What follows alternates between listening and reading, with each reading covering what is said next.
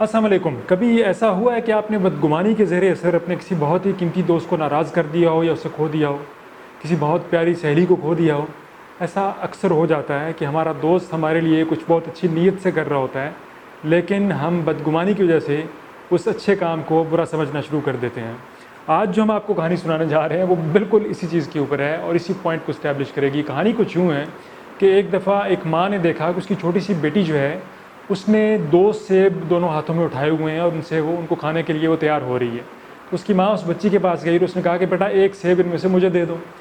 अब बच्ची जो है, उसने बजाय इसके कि वो माँ को सेब दे देती उन दोनों में से एक सेब, उसने पहले एक सेब को बाइट किया, चक मारा, फिर दूसरे सेब को बाइट किया, उसको भी चक मारा।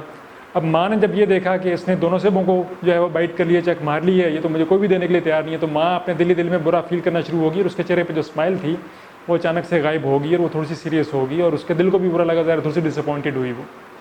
अभी उस डिसअपॉइंटमेंट को प्रोसेस ही कर रही थी कि बच्ची ने उन दोनों एक एक बाइट लगे हुए सेबों को ऊपर उठाया और उसने माँ की तरफ फेंक बढ़ा के कहा कि मामा ये वाला ज़्यादा मीठा है, ये वाला आप खाएँ। अब माँ जो है वहाँ पर अपने सामने बहुत शर्मिंदा आई। उसने कहा कि मैं तो सोच रही थी कि ये इसने दोनों कुछ बाइट मार के मुझे ये मैसेज दिया है कि इनमें से मैं कोई भी आपको नहीं दूंगी, लेकिन एक्चुअली वो ये चेक कर रही थी कि इनमें से मीठा कौन है ताकि मैं वो अपनी माँ को सर्व कर सकूँ। तो माँ बहुत शर्मिंदा हुई। तो कहानी जो है वो हमें बहुत शॉर्ट है, लेकिन ये हमें ये सबक देती है कि हमें जितने भी मर्जी हम एक्सपीरियंस्ड क्यों ना हो, जितने भी मर्जी उम्र में बड़े क्यों ना हो, हमें अपनी जजमेंट्स को प्रीमेच्योरली शूट नहीं करना चाहिए अबाउट समवन्स बिहेवियर।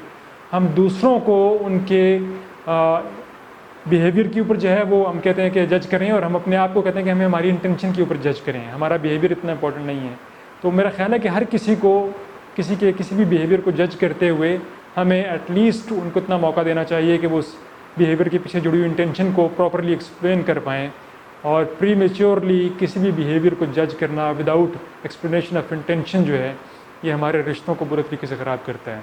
ये कहानी बहुत शॉर्ट है, लेकिन आपकी ज़िंदगी की कीमती तरीन कहानियों में से एक हो सकती है अगर आप इसको समझें, एक बार फिर सुनें और इसको अपनी ज़िंदगी के ऊपर लागू करें। आपके रिलेशनशिप्स कमाल तरीके से ऊपर जाएंगे। अपना बहुत ख्याल रखिए। Happy growth.